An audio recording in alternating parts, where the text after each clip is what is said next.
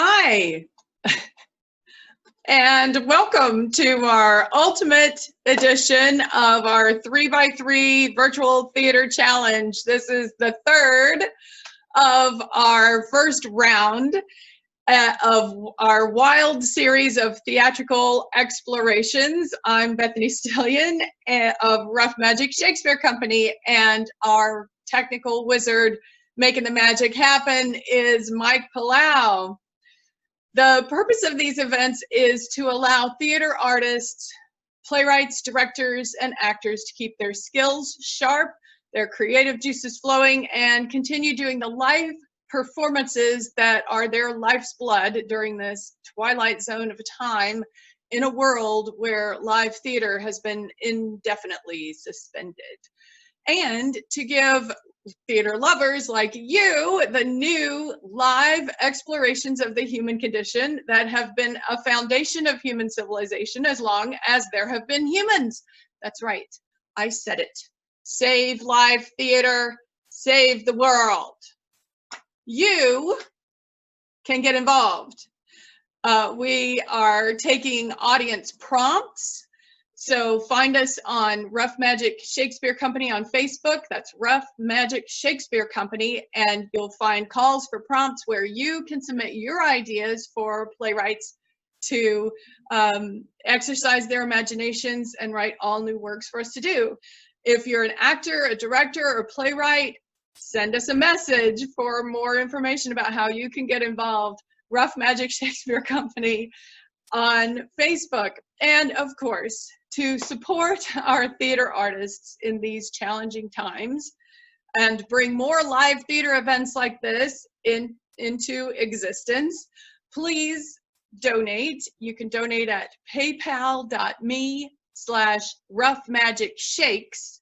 That's paypal.me/roughmagicshakes. And you can find that link on our Facebook page as well, and you'll see it at the end of this event as well, I think. I hope.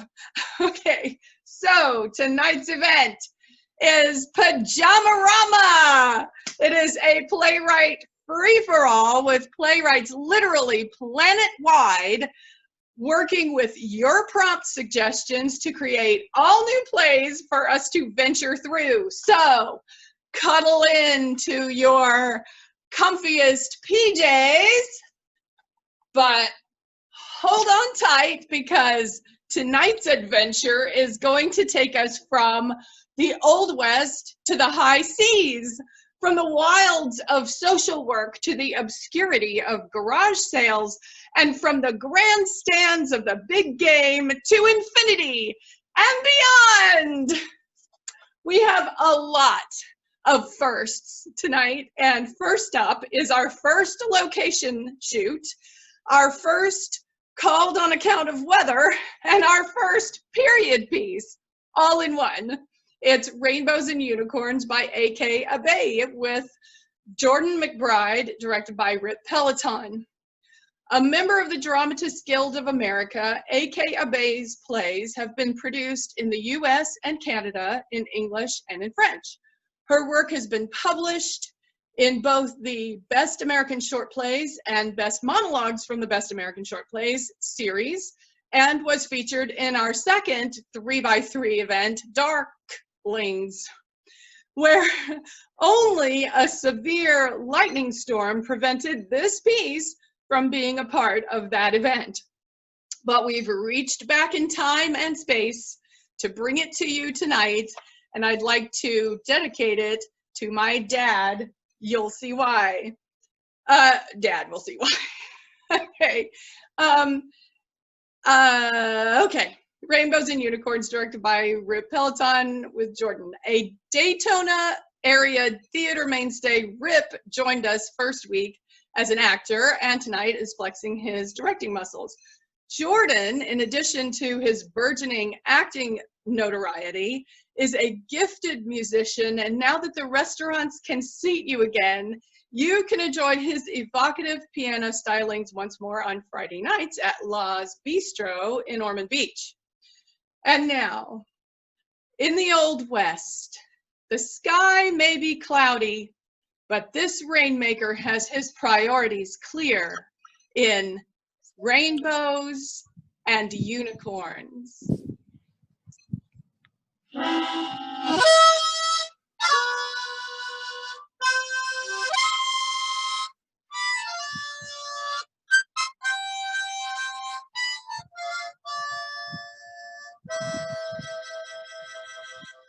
Rainbows?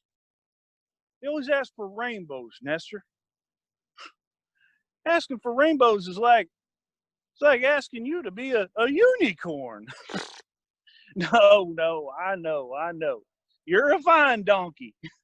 You don't need no dang magical horn. But you're missing the point. The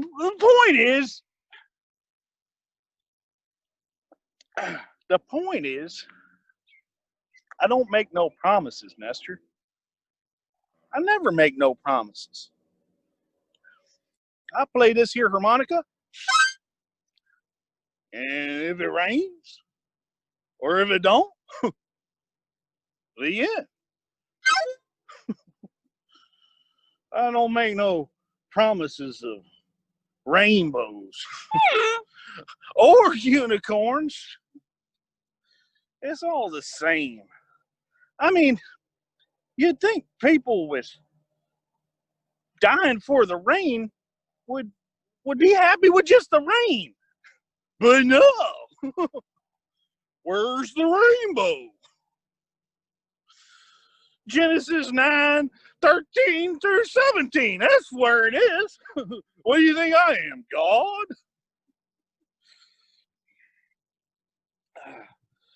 Dang, ungrateful. Chased you out of town. Chase me out of town. Chase you out of town. Chase a donkey out of town.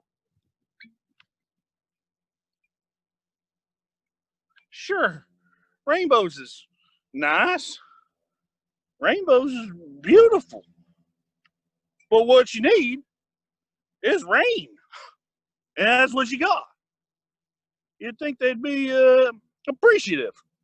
Like you and me, now, Nestor.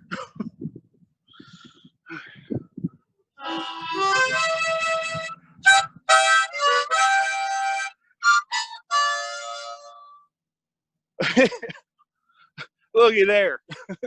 There comes one of them fancy stagecoaches. They got them plush velvet seats and polished brass rails. You can climb up in one of those, fall asleep all the way to San Antonio, and someone else does all the work to get you there. But do I need one of those fancy stagecoaches, Nestor? I certainly do not. Because I got you, and you got me, and you maybe got no magical unicorn horn, but you got yourself 4 sturdy donkey legs and a good old head on your donkey shoulders. And between you and me, we always get to where we're going. Ain't that right? Damn right. Yeah, just to keep on going. We don't need any of your fancy stagecoach services today. We'll get along just fine without your polished brass rails and your plush velvety seat cushions. Ain't that the truth? Ain't that the honest truth? Well, Nestor, ain't no rainbows, ain't no unicorns. I don't know where we're going, but there ain't no use in being late. Come on, good fella. Let's hit the trail.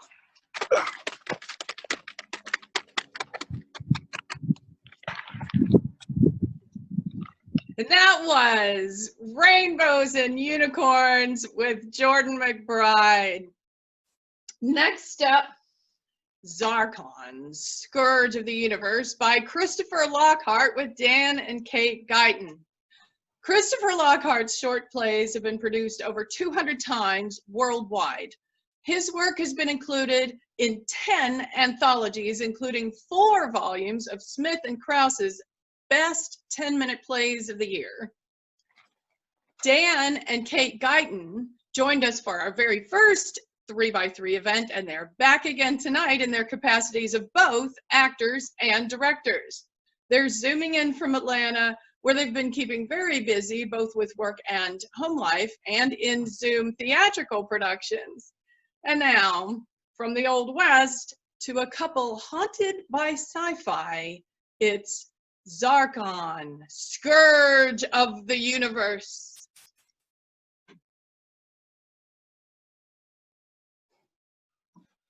Zarkon, Emperor and Scourge of the known universe, show thyself! Are you okay? Yeah, I just had a bad dream, I think. Yeah. Oh, okay. What was it about? Someone shouting, I think. Weird. Oh, honey, I'm sorry. Did I wake you? No, you're okay. Just go back to sleep. Okay. Oh. I love you. I love you too.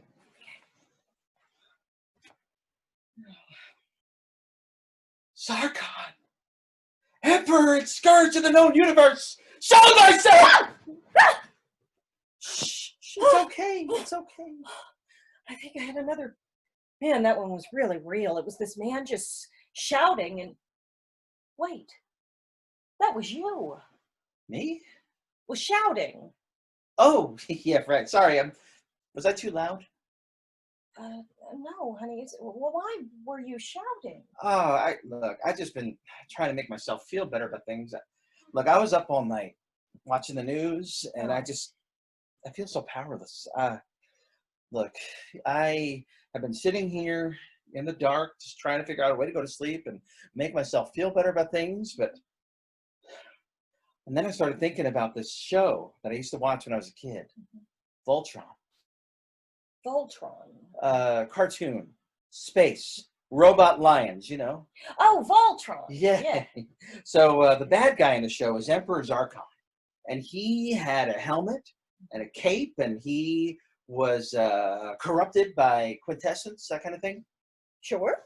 And so he would haunt my nightmares. And I remember I would wake up in the middle of the night after he'd been chasing me and trying to steal my robot lions, and I'd wake up terrified.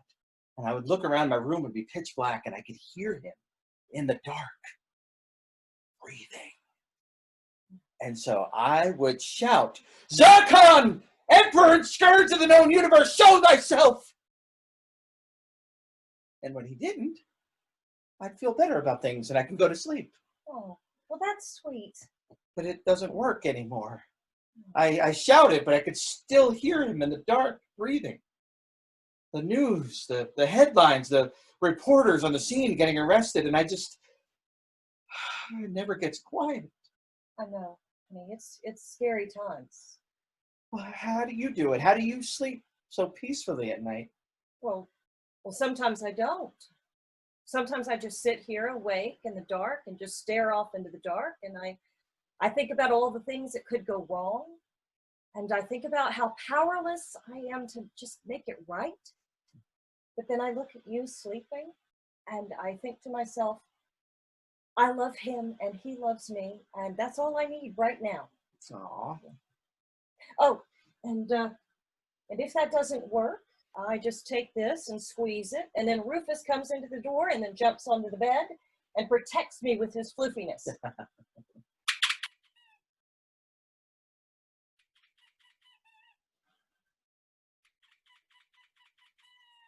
Oh no. Zarkon's got Rufus. Hold on, Rufus, we'll save you! And that was Zarkon, Scourge of the Universe with Dan and Kate Guyton. Next up is 30 Years by Bo Wade. Bo is now our official first trifecta winner in our 3x3s. Tonight, he appears as actor, director, and playwright. Bringing Bo's script to life is Joe Lavici, a Daytona area actor and stand-up comedian. Joe calls Morgantown, West Virginia home and has been spending the lockdown watching a lot of Japanese anime. Fun fact, Vincent Price once had dinner at Joe's house. Go figure. And now, Joe brings us a man awaiting another most fateful meeting in 30 years.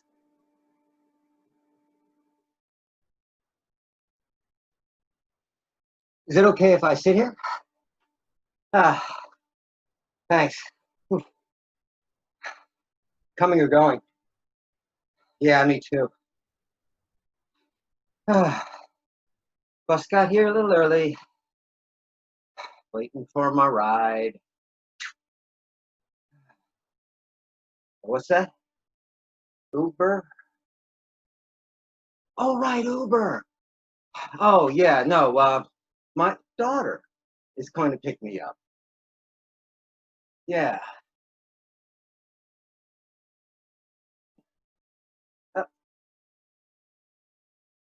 You have a few minutes? Can I tell you a story?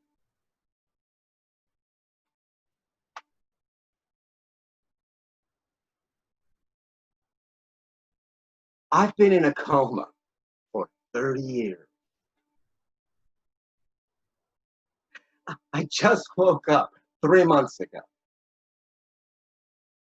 Yeah, that's pretty much what everybody says. No, I'm okay, you know. I mean, as okay as a person can be knowing they lost 30 years of their life.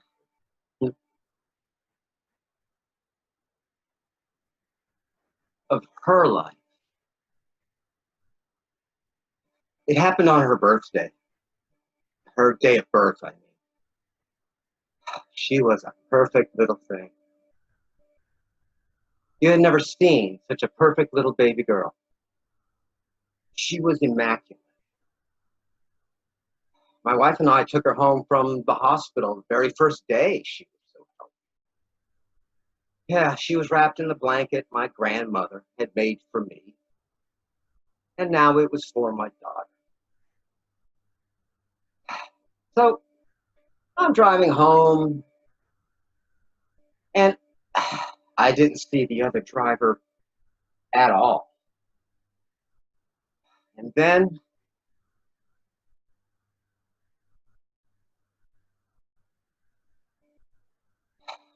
I'm waking up, and I don't recognize a thing about her. 30 years, they told me. 30 years. It had been 30 years, and my first thought was, where was my wife, my daughter? Were they okay? Well, they weren't.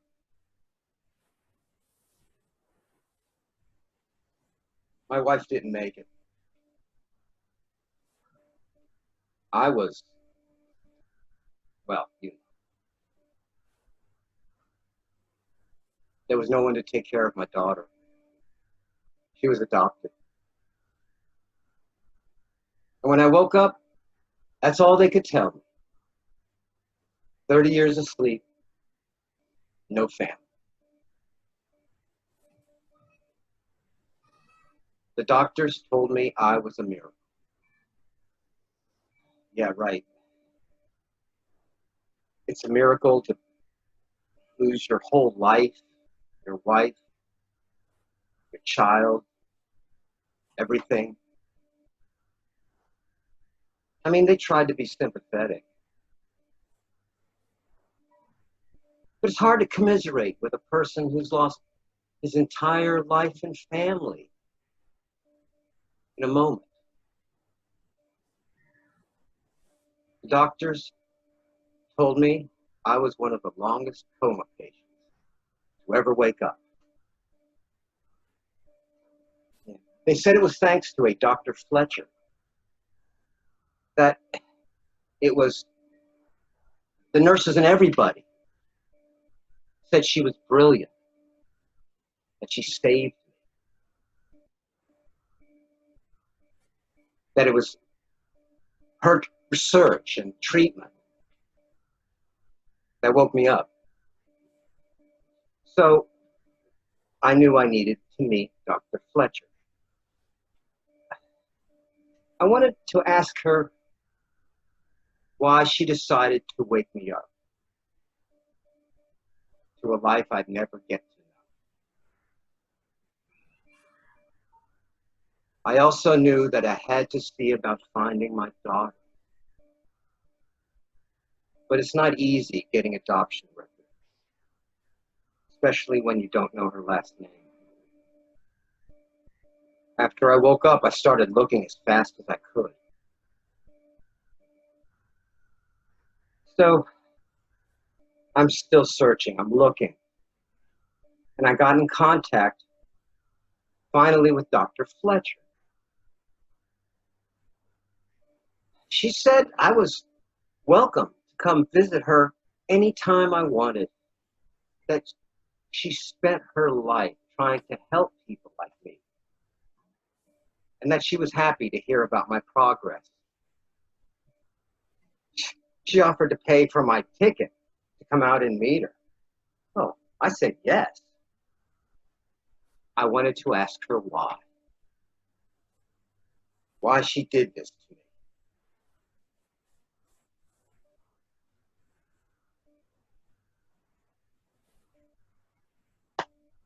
So we're making plans, buying tickets, finding dates, and I'm still looking. I'm still trying to find the daughter whose name I never knew. And I have no leads. And then they called. They told me they found her. They told me where she lived. They told me her name. Natalie.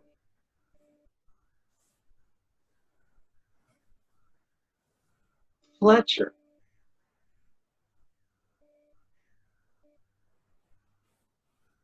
My daughter. My daughter had grown up and become a doctor. And then she saved me. She saved over 100 patients in coma. I was a patient to her, but to me, she was my savior. It was proof that not every terrible thing is a terrible thing.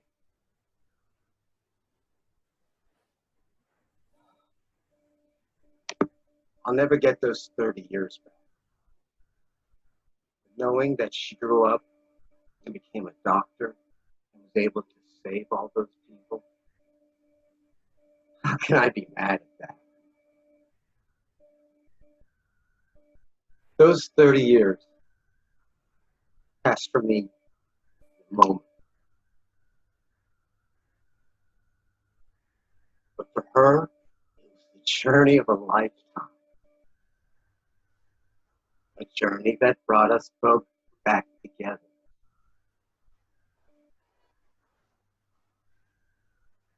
Not every terrible thing is a terrible thing. I hadn't gotten to tell anybody that before. Thank you. George? Natalie.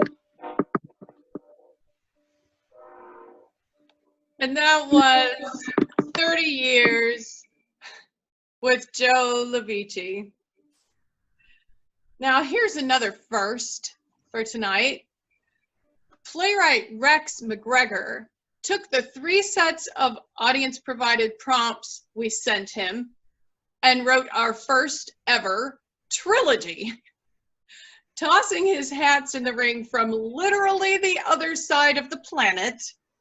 Rex McGregor is a New Zealand playwright whose short comedies have been produced on 4 continents, from New York and London to Sydney and Chennai. You can find him at rexmcgregor.com. Bringing the character of Grace to life is Laura Myers. An Atlanta-based actor, Laura is looking forward to reprising her role of hostess with the mostest in real life, but until then, she is enjoying driveway drinks with her friends and neighbors. Joining her in this first piece of the trilogy is Andy Fleming. He's an associate artist at Pinch and Ouch Theater, known for his turns as Hedwig in Hedwig and the Angry Inch, Jasper in The Aliens, and his one-man version of Glengarry Glen Ross. Mind blown. And now, meet Grace, a social worker gung-ho to help the homeless in Help Found.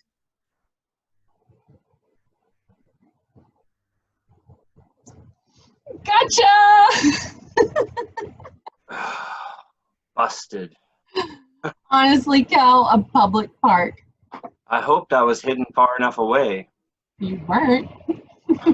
How did you find me? Social services have eyes everywhere. Satellite surveillance on your budget?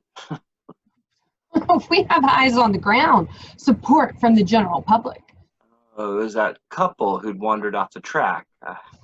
And they were totally lost. I showed them the way out. How's some food? Grace, how many times do I gotta say it? I don't take charity from a government I despise. Hunger might tweak your principles. You don't know what principles are. Well, what if I stand upwind and waft the smell over? I'm taking my tent down. Goodbye. I've arranged accommodations for you. No thanks. It's warm and dry. My tent is waterproof and insulated. You're getting on, Cal. Think of your health. I put my mental health first. That's why I quit the rat race. You should look after your body, too. This old thing still gets me around. Reward it with a little comfort. You ever notice how life insurance and health insurance differ? Health insurance takes care of you. Life insurance takes care of your loved ones. Nope. Health insurance shows you're obsessed with money. Life insurance passes your mania on to unsuspecting victims. Do you have family, Cal? Don't ask me. It's been a while since I checked. That's so sad. No, it isn't. Relatives don't understand my lifestyle. It's best to just spare them the embarrassment. Compassion, that's a start. A start? Do you assume I'm a novice at basic human kindness? Where's your faith in humanity? Sorry. In my job, it's constantly put to the test. There I go, lacking empathy. Proving your point, Grace. You're more generous than me. How do you keep so cheerful? Hard work. Did your faith in humanity never waver? It did just now. Hearing that couple reported me after I'd guided them back to civilization. They didn't report you. Who was it then? It wasn't park staff, was it? Because that'd be much worse. We're old buddies. It wasn't park staff. I extracted your location from that couple. Extracted? Oh, they put up this innocent post on Facebook, like big shout out to the rough sleeper who rescued us. Without him, we'd have spent a night among the trees. And you? I went to their home, armed with my laptop, and I sat on my couch. I sat on their couch and just bombarded them with statistics and reports highlighting the vulnerability of the homeless and official recommendations on providing suitable shelter. Your couple didn't stand a chance. Grace, I refused to budge until they gave me precise coordinates. you're a devious con artist. Sorry to destroy your faith in humanity. No, you haven't destroyed it. You've restored it, actually. Come again? Look, you're a government employee. I don't expect anything from you lot. The important thing is no fellow citizen turned me in without being manipulated into it by you. I'm thrilled. That's a relief. Now let's go. I brought a van for your gear. I'm not going anywhere with you. You have to.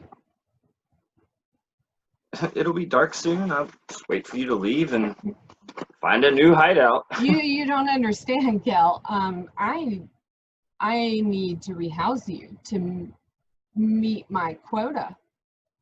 Quota? We have targets. I'm so far behind, it's not funny. If I don't achieve a successful intervention, by the end of this week, they'll lay me off. Are you serious? Government departments are brutal. Bastards. I can't afford to lose my job. The market's so tight, I'll end on the scrap heap. It might seem that way, but trust me, Grace, this could be the best thing for you. I can't take your leap. You call me a coward, but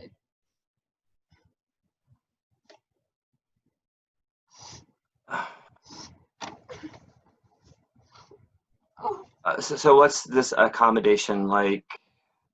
you'll be with people like you down on their luck. Fellow victims?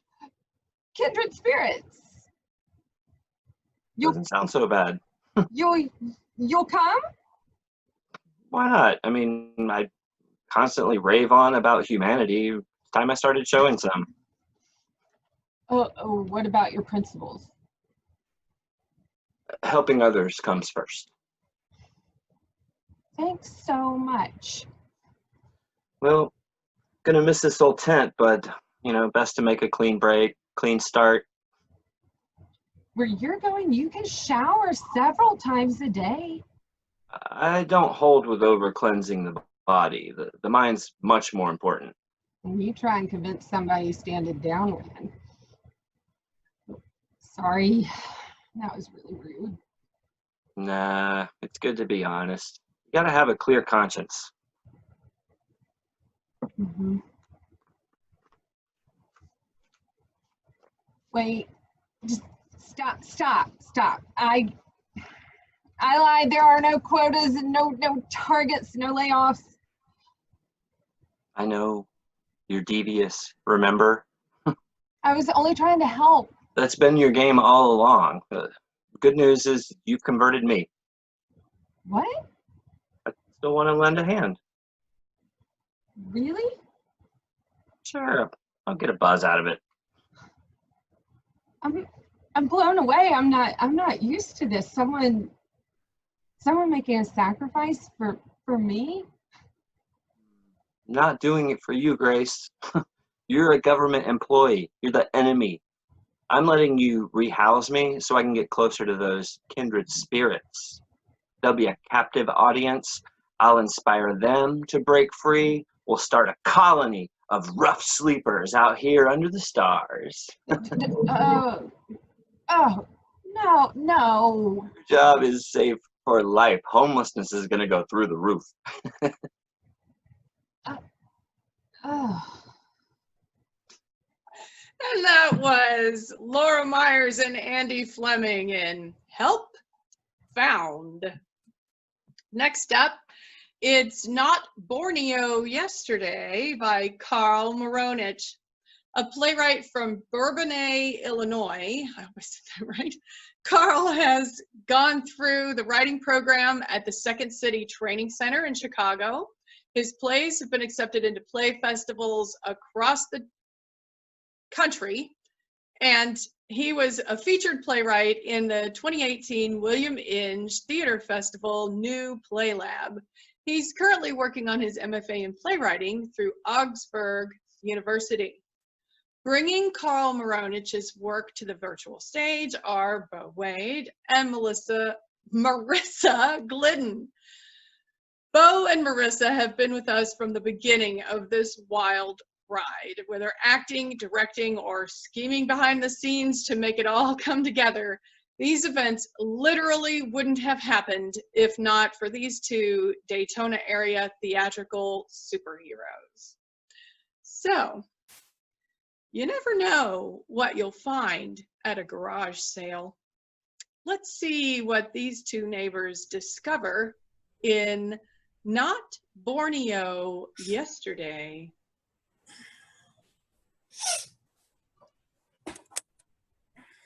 Excuse me, how much is this? $1.50? Would you take 75 cents? Yeah, sure. Excuse me, this is $2. Would you take 75 cents? How about $1.50? Is it accurate? Accurate? Yeah, it's an egg timer. Does it time eggs accurately? Well, We can't eat raw eggs. My husband Fred has a condition. well, me and my wife don't use it too often, but I'm pretty sure it's accurate. Pretty sure. As I said, my husband has a condition. Well, I could go $1.25. Well, he has been feeling better lately. This is an unusual piece. Is it a shoehorn? You have great taste. Yes, that is a shoehorn, all right. Very intricately carved. Are these boats? Ships, actually. It was carved by the indigenous peoples of Western Borneo. It's very solid. Is it made of wood? Actually, that is carved from the femur bone of a Dutch missionary. Did you say femur? Yes, femur. Is that even legal? Oh, yes, it's legal. It's legal. It's rare, but it's quite legal. Interesting. Yeah, my wife's great uncle Simon got it on one of his South Seas adventures. Cannibals. Borneo. Did they even have shoehorns? Did they even wear shoes? Heavens, no. They were barefoot savages. But they did make a lot of trinkets that they sold throughout the South Pacific. You know, they might have been cannibals, but they were great marketers. It's very unusual. Yeah.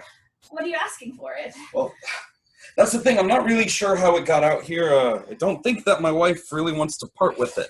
Oh, I see. You know, but if it went to somebody of good standing, I mean, it's given us a lot of joy, but maybe it's time to pass it on. Let somebody else experience it. Definitely.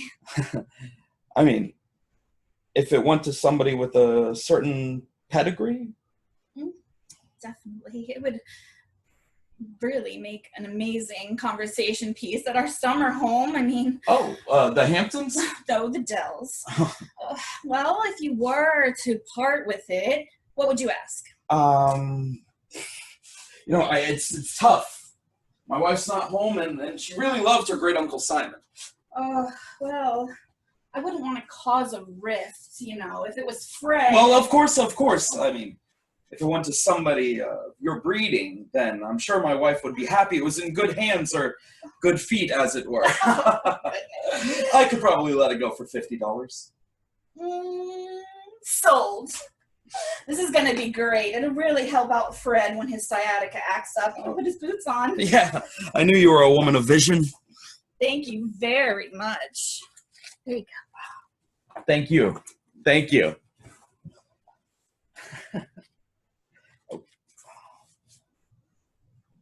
Hey, honey. Yeah, you'll never guess. Yeah, at the garage sale, I just sold that crappy old plastic shoehorn your great Uncle Simon was always going on about. I got $50 for it. Yeah, you must have brought it back inside. I don't know. Don't worry, I brought it back out for you. And then, what? Antique Road, huh? How much did they say? You're breaking up a little bit. It sounded like you said $5,000. Wait, oh, God. No, nothing. It's just my sciatica. Oh, hey, I sold that egg timer for $1.25. Hello? Hello? And that was Bo Wade and Marissa Glidden in Not Borneo Yesterday. Next up is Recurring Messiahs by Michael J. Urban with Gretchen Pettigrew. Michael was our first featured playwright, kicking off the 3x3s with a mini festival of his short works. Based in New Smyrna Beach, he really knows how to go the extra mile literally to support live theater. Thank you, Michael. Gretchen Pettigrew is a Daytona area actor and director whose recent work includes directing Creature for Positively Florida Theater Company, which has a strange sort of resonance with her work tonight.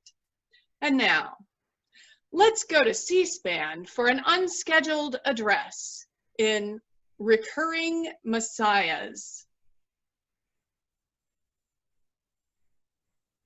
My name is Stevie Jobs, and I am honored to appear before this great assembly on behalf of my constituents. My constituency is the divided, the misinformed, and the weary. Many survive in great conflict. Many, too, survive in the repeated collapses of our imbalanced economic system. Many survive in the lies and in the manipulated and misrepresented facts that you and your media-fueled political machines churn out. Yes, I said you. You. You are the chosen ones. You are the messiahs, recurring messiahs, chipping away at the foundations of the institution that gave you the power to advance your warped agendas and fill your coffers with gold you stole from those who trusted. And I applaud you.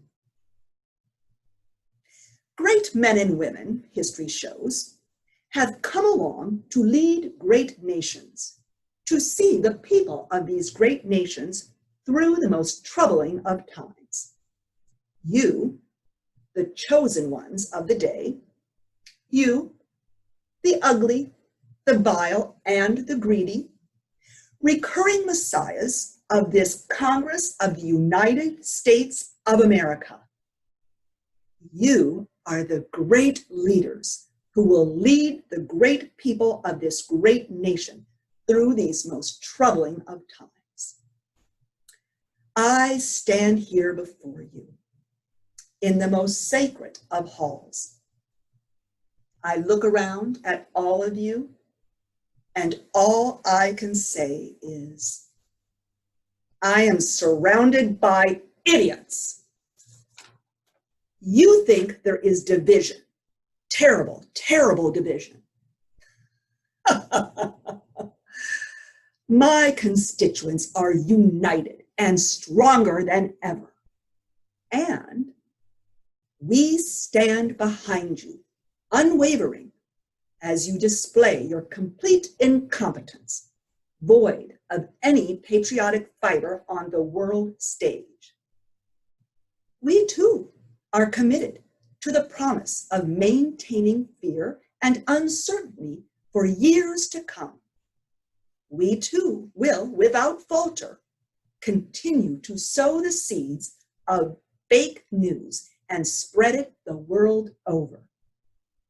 We will continue to perpetuate conflict and division in this great nation without care for concern for human safety or property. We will also work tirelessly to further destabilize our economy. We will work to hoard, to turn our backs on the independent businesses that built this nation, and strengthen our resolve to build Amazon into one monopolistic, world-eating Ouroboros in control of the world's goods and population. History may not see you as the great leaders that have led this nation through its darkest hours, but we vow to re-elect you until the weight of your government crushes the foundation of this very building. That is the message of my constituency and my promise to you. I see you are curious about my ladder. I have spent the past 4 months climbing this ladder up from the darkest, deepest, most inhospitable bowel of this planet to be with you today. I am not a Messiah, only a messenger. And my name is Stevie Jobs, and I am an angel. It just means messenger, people. Stay with me here. And I have climbed that ladder to bring you this very good news. My constituents, the ignorant, the hateful, and the selfish, who prey on fear and paranoia, are behind you 144,000%.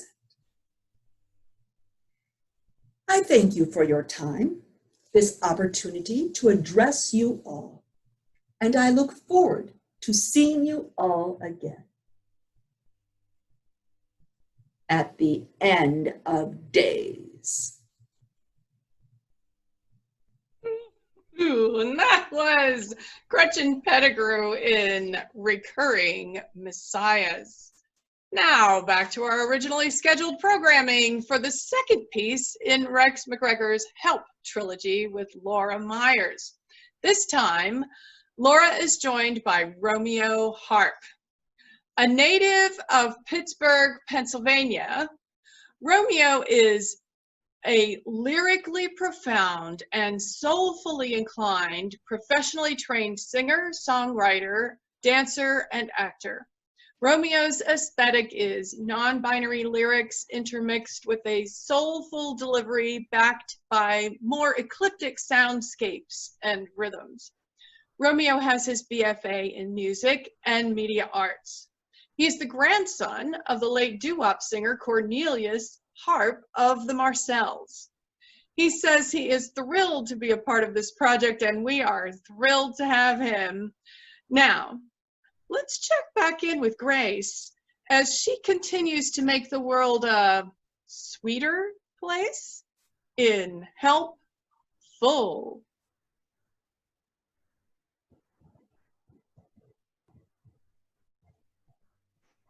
Hey, Benny!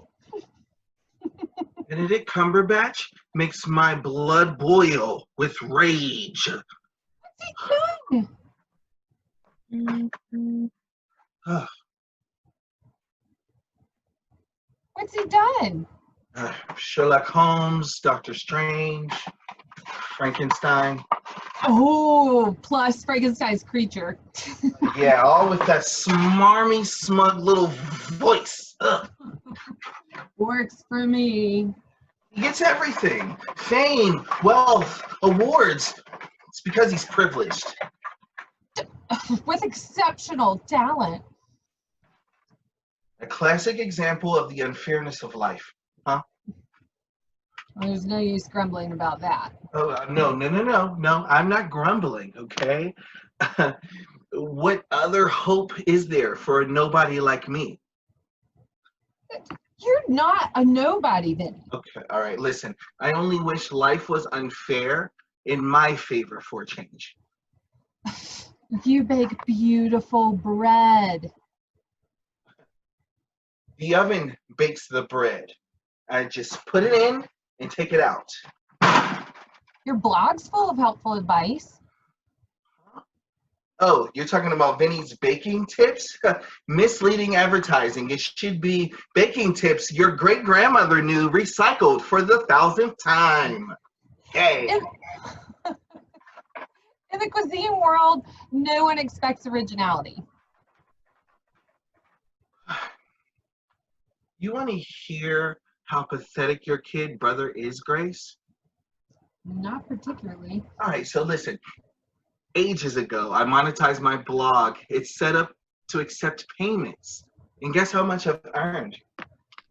A small amount's nothing to be ashamed of. A small amount would be something. I haven't earned a single cent. Focus on the good you do. I mean, you donate unsold stock to food banks.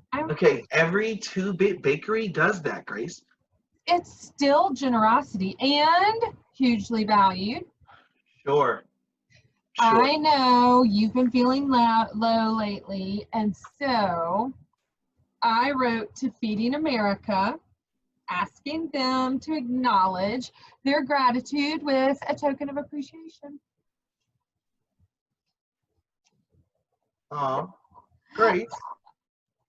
Oh, well, they can't give gifts that might be construed as kickbacks, but an office temp, hang on, sent you this. All right, so Benedict Cumberbatch gets spectacular bouquets, and all I get is a measly, wimpy plant in a pot. It's a perfectly healthy geranium. It just needs some watering. Listen, no, okay? Let it wilt. It suits my mood. Benny, the temp also sent a lovely letter, and I've posted it as a comment on your blog. What? She praises you to the heavens for playing your role in the fight against poverty. No.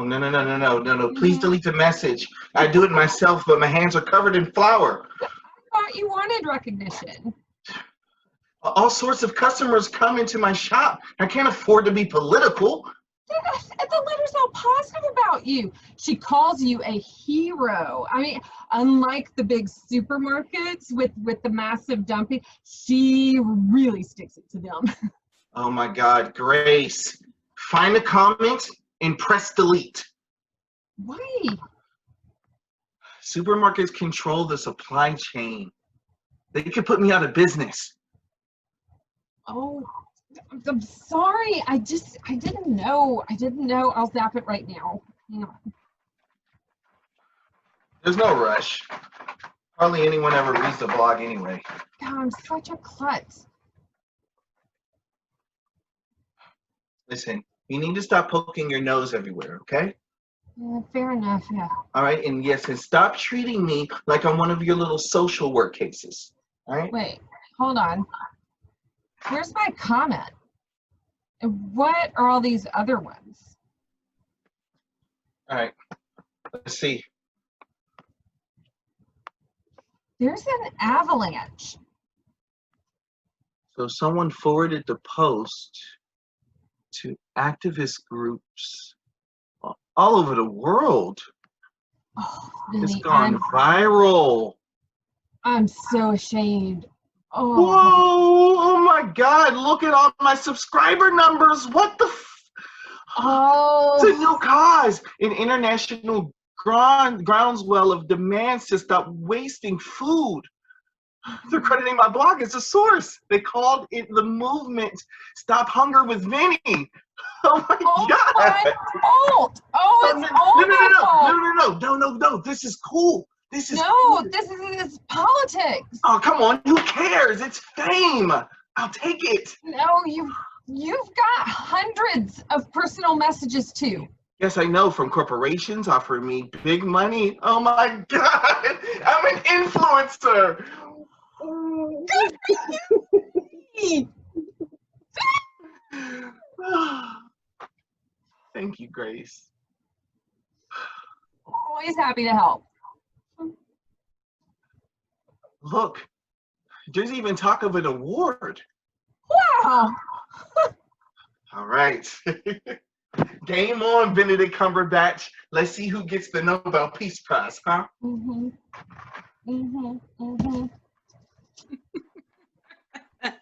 And that was Helpful with Laura Myers and Romeo Harp. Next up is Strange First Day, our second piece today by Christopher Lockhart. Lockhart's slightly off-kilter sensibility has been a favorite of Rough Magic Shakespeare Company ever since our very first mini festival of plays featuring his work, which we called Locking Hearts. This piece, though, just seems to slide right off the kilter scale. What can I say?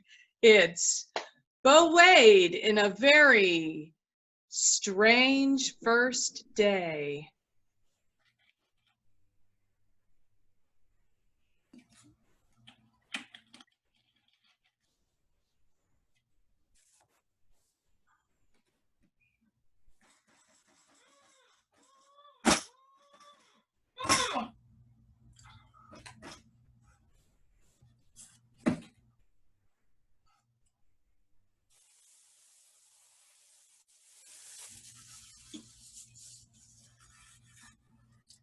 Kind of strange first day, I tell you.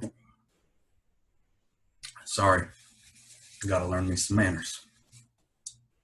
Strange first day, I was saying. I guess all new jobs are like that. No matter how much training they give you, and this job hardly gave me any training at all. You always feel like a fish out of water on that first day, flopping around, choking for air, waiting for somebody to come by and kick you back into the pond.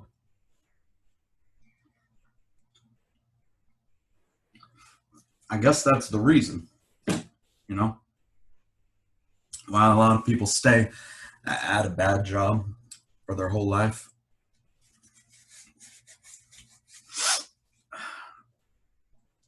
Because after 2 weeks, you know everything there is to know. It's too good a deal for most guys to pass up.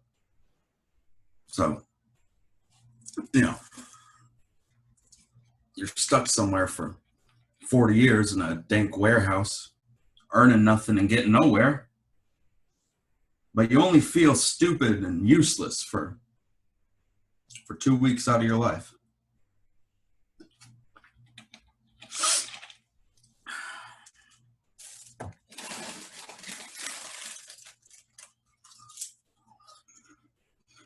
Of course, you know, you can still feel stupid and useless in your real life. Plenty of people do that off the clock. Oh.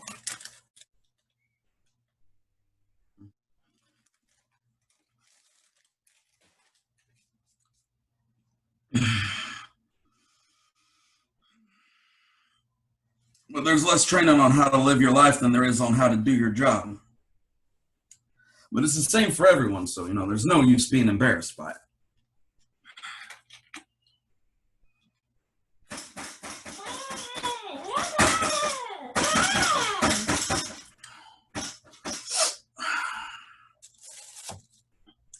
Me, I don't get embarrassed by much. Not that I like feeling stupid or useless, but, you know, everybody knows that's the deal going in. I'm not one of those second place is the first loser kind of guys. I don't mind feeling a little out of my depths. What makes me different is that I hate being bored, even more than I hate feeling stupid. That's why I got more first days under my belt in 3 years than my daddy's gotten 30. Because, you know, once you get 2 weeks in and you know all the things there is to know, what's left is there? I'll tell you what's left. 40 years of living the same goddamn day over and over again. I'm sorry. No need for language, I know. I'm just having a friendly talk and all. I just can't help myself sometimes. Anything that my daddy and I argue on regular just gets me riled up out of habit. What do you keep jumping around for? Job to job. This one ain't no different than the other. You ain't gonna get anywhere in business until you plant your feet and grow into a job. Like he's grown an inch in his job. He's still in there doing the same crap work that he was doing that they gave him when he was 16 years old. See, that's what terrifies me. If you broke into my daddy's life and stole 30 years from it, he wouldn't even know it was missing. I don't want my life to disappear like that. That's why I keep jumping up and moving around, trying to keep my days fresh and my memories fresher. Feeling stupid for 2 weeks. Small price to pay for feeling alive.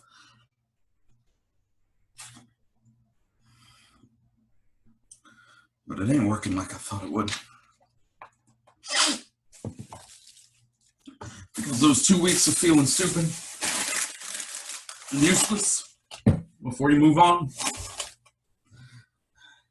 you can lose your years just as easily doing that as you can standing still. And I'm beginning to think that I'm getting just as comfortable and coming up short as my daddy has been in staying too long.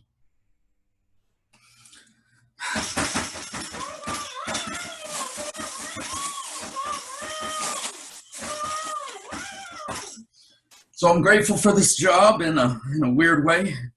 Strange first day, as I said.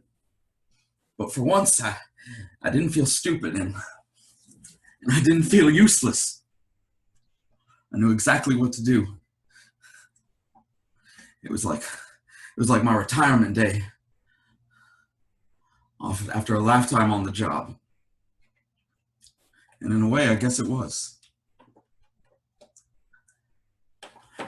Thank you for sitting with me through my lunch. It's always good to have company. I'm gonna put you back now. And I think you should just stay put. You'll be safer there. Sometimes the safest place you can be is in a box.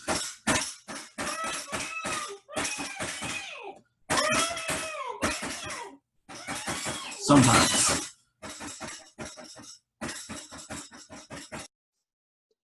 And that was Strange First Day with Bo Wade. And now for something completely different from the same playwright, Christopher Lockhart. It's Pages Read, Pages Written with Tabitha Ojibwe and Joey Pellegrino, directed by Bo Wade.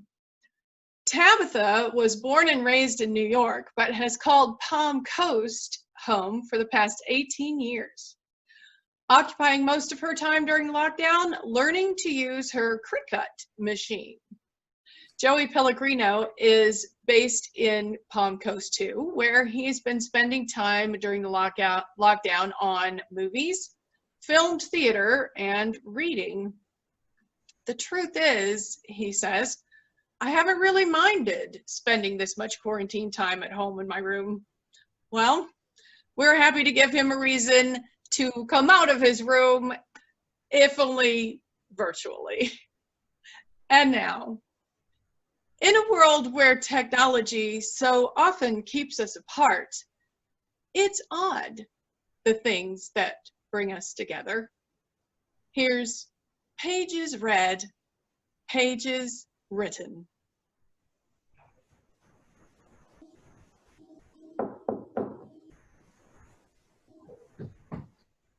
Yes? Hello. Who are you? I'm sorry?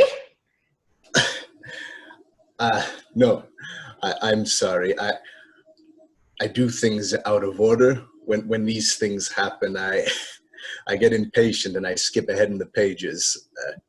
I am Alejandro. Sorry to intrude on your evening. Would you have a moment to talk? When what things happen? I'm sorry?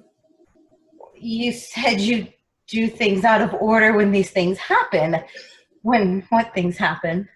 I see. Well, it's that Amelia.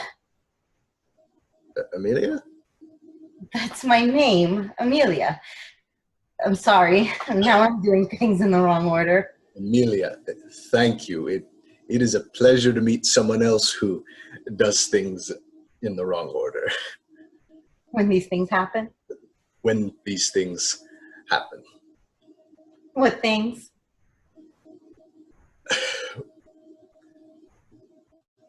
I was driving home from work this evening. I stop at the light. There's a father and a daughter. selling plastic roses, $1 a flower. The girl walks up to my car. I open the window. She puts the flower in my hand, and I see you. I'm holding this out to you, and you're crying. I give the girl $1. I ask my car to take me to you, and it brought me here. Why are you giving me the flower? I do not know. Why was I crying? I do not know. I only know that your name is Emilia. You're a very patient listener. You have the kindest eyes I've ever seen. That's very sweet. Did you see yourself saying that? I do not know. That is a page I wrote before I read it. Well, how often do you read the pages before you write them? Since I was a child, 12 times, perhaps. Those small things, pleasant things. A puppy in a basket, my grandparents coming off a plane. You must be a tough man to surprise. No, you are surprising me right now, Amelia. How so? No one has ever believed me when I've told them about these things, reading the pages before I've written them. I'm not sure I do believe you. You said that I was crying when you were giving me the flower, but I'm not crying. That is true, but when I gave you the flower, you were not wearing these clothes. You were in a dress, white, and I didn't hand it to you by this door. It was a different door. Larger, ornate, arched. Oh, you're early. I am afraid I am. Well, how will you find me again when it's time? I do not know.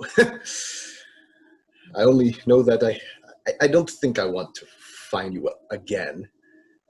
I see. Is this how you make me cry? No.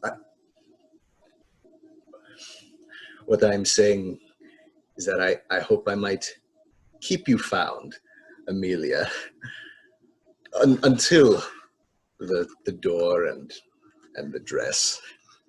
And the tears of joy? Is that what they are?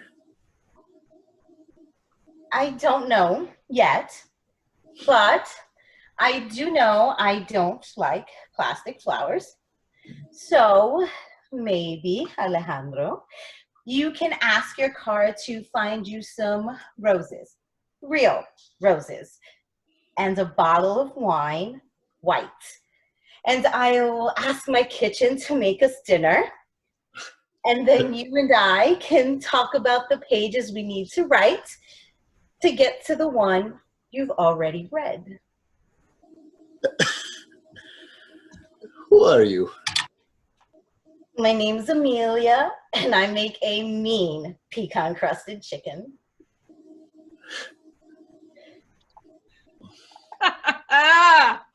And that is Pages Read, Pages Written with Tabitha Ojibwe and Joey Pellegrino. And now, bringing it all home for Grace in Rex McGregor's Help trilogy, here's Laura Myers again with Betty Mitchell. An Atlanta-based actor, director, and theater maker, Betty resonated with the Help trilogy right away and went above and beyond as director to bring them to life for you tonight. Here, she joins Laura in this trilogy's topper. They say the third time's the charm. Let's see if that applies to Grace in Help Less.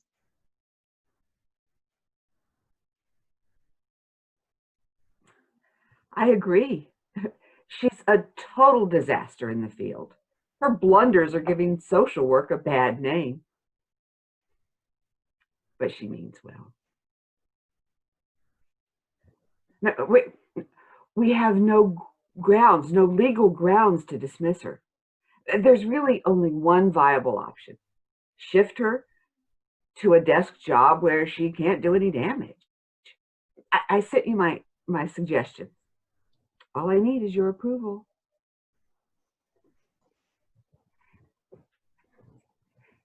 I know it's unorthodox, Avery, but desperate situations require desperate measures. She's in the waiting room now, if she hasn't wandered off on another one of her God-forsaken missions. We need to rein her in. May I proceed or not? Thank you. Wish me luck. Grace, come on through. I can explain everything. These things happen. These things happen. I've prepared a PowerPoint presentation. There's no need. There's no need. Let's just put the whole barrage of misfortunes behind us.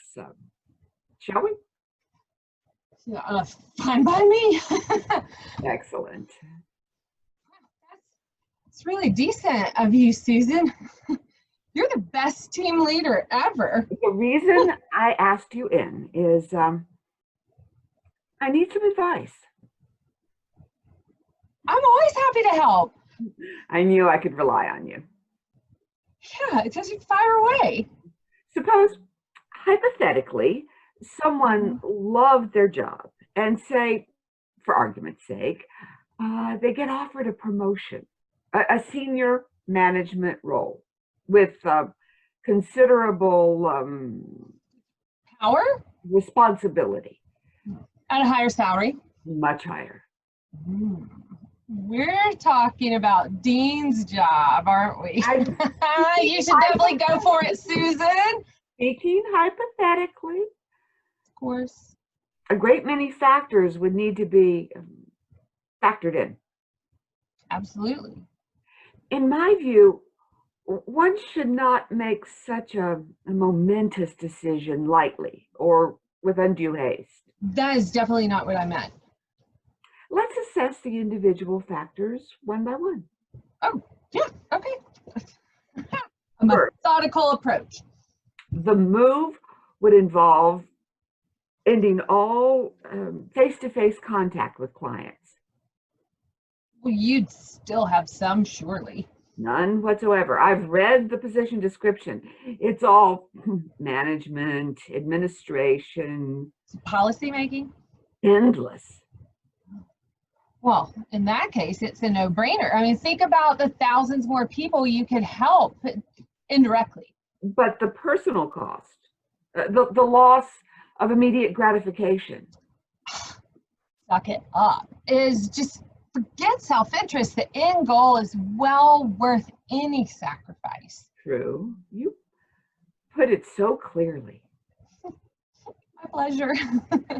The second factor is more outward looking.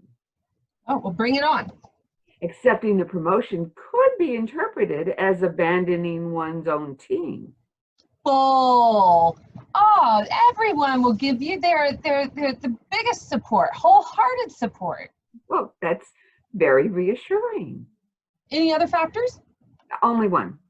Okay. The danger that even though you've been swayed by irrefutable arguments, one might cling to one's existing job out of lingering habit. Nip that in the bud. Or sentimental attachment. Rip it out by the roots. Mm-hmm. You're very persuasive, Grace. Oh, I hope so. I recommended caution before, but in the face of overwhelming evidence, perhaps... Dive in! You bet. Mm-hmm. Mm-hmm. What if subsequent qualms bubble up? Well, ignore them. I mean, it's perfectly normal to have the odd attack of nerves, and just soldier on. I think we've covered everything. To your satisfaction? Give it to me straight.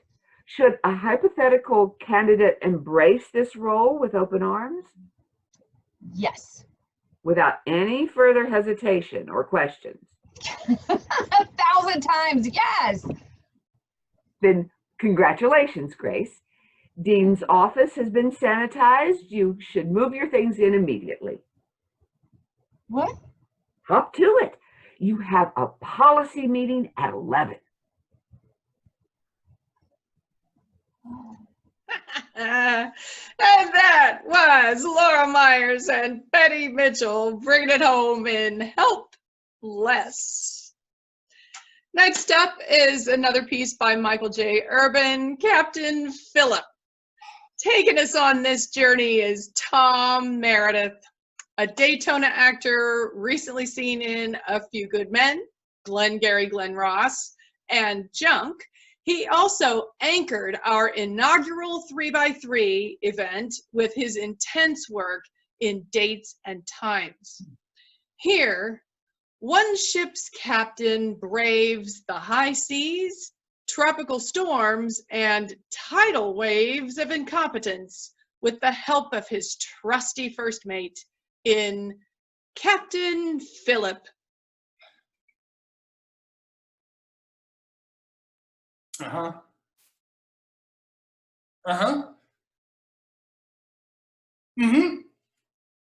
Well, yeah. Hey, did anybody fax over that bill of lading? Do you hear that? Fax. I mean, who the heck uses a fax machine anymore? Oh, no. I wasn't talking to you. I was talking to my second in command. First mate Greenleaf. I bet you didn't expect to be crossing the high seas in a old antique like this, huh? Herman Melville sailed on this vessel. Fax machine. Yeah, listen, buddy, hey, we got a little trouble with our fax line at the moment. And a little lightning in the area. Listen, I got it right here. Can't I just read it to you? Well, yeah, I'm pretty sure it's important stuff. You might want it. Yeah. We got one container red baseball caps, one container JB inflatable. What the? One container. Here it is. 30 containers disposable masks. 20 containers nitrile gloves. Yeah, and 10 containers of alcohol-free hand sanitizer. Because some people are allergic to latex, huh? Oh, no. I wasn't talking to you. Yeah, I'll hold. No, I haven't checked the radar. What about it? Hey, how about you and I hang out when we get to port, huh? I know this great little donut shop down in Newport. The owner, Peter, great guy, salt of the earth. I guess in his case, it's more like the sprinkles on the icing, huh? A tropical storm? It's only June, for crying out loud. Hello? Yeah. My point of origin? Yeah, Shanghai. Yeah, the one in China. You know, you'd think guys like that would make me crazy. Oh, no, I wasn't talking to you. I was talking about you. Yeah, I don't know. Well, then batten the hatches. Jeez, you know, you'd think guys like that would make me crazy. No, I wasn't talking about you. I was talking about my crew. Listen, Mac, I gotta have an answer here. Yeah, I just spent 2 weeks crossing the Pacific Ocean in a ship that makes the SS Minnow look like a nuclear submarine. All I've had to eat all day is a couple of rice cakes, and apparently now there's a cyclone coming in. Yeah, I'll hold. You know, and you might think that being cooped up in this clunker with a cyclone coming in would make me crazy. But no. You know what makes me crazy? No! Don't drop the anchor! Jeez! Huh? I just told you, Shanghai. Where'd you think this stuff was coming from? Hey, let me talk to a supervisor. No, I won't hold. I want to talk to your supervisor, and I want to talk to him right now. Yeah, I'll hold. Dieting makes me crazy. Hey, Did I just hear the anchor drop? Yeah, I'm pretty sure I just said no. Don't drop the anchor. Yeah, I'm pretty sure we're going to be pulling it up here in just a few minutes.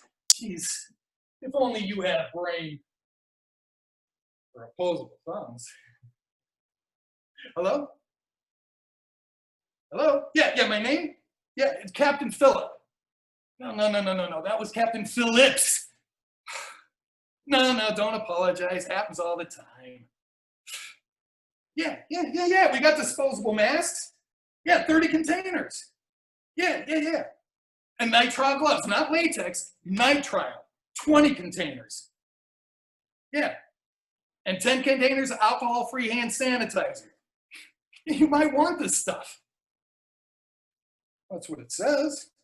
Alcohol-free. Now, how am I supposed to know how alcohol-free hand sanitizer works? Yes, Shanghai. I see. Uh-huh. So you're not letting anything from China into the country? Oh, no, yeah, I understand. I do have a question. You ever read Jules Verne? Because when they call looking for this stuff, tell them they'll find it 20,000 leagues under the sea. Hey, pull up the anchor, boys. Guess we're going back to China. You know, Captain Phillips, he didn't have it that bad. I mean, at least those Somalian fellows knew what they wanted, huh?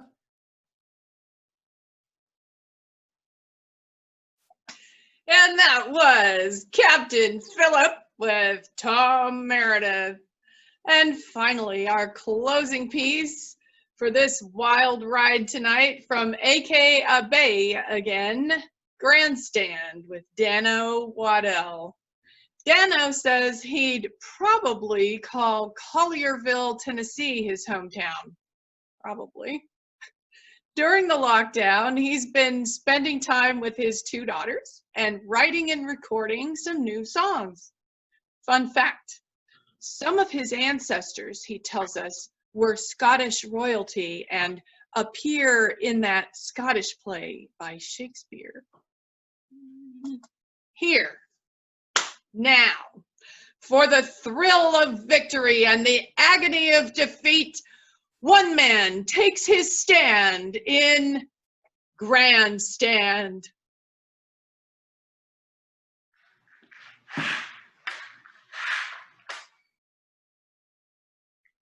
Oh, come on! Oh, open your eyes! I saw that from here! Are you kidding me? The ref is blind. Blind! Worthless piece of... Whatever.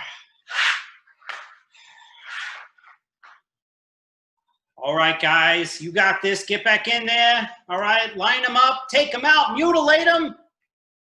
That's what I'm talking about. Yeah! Woohoo! Ah! Hey. All right. Work it.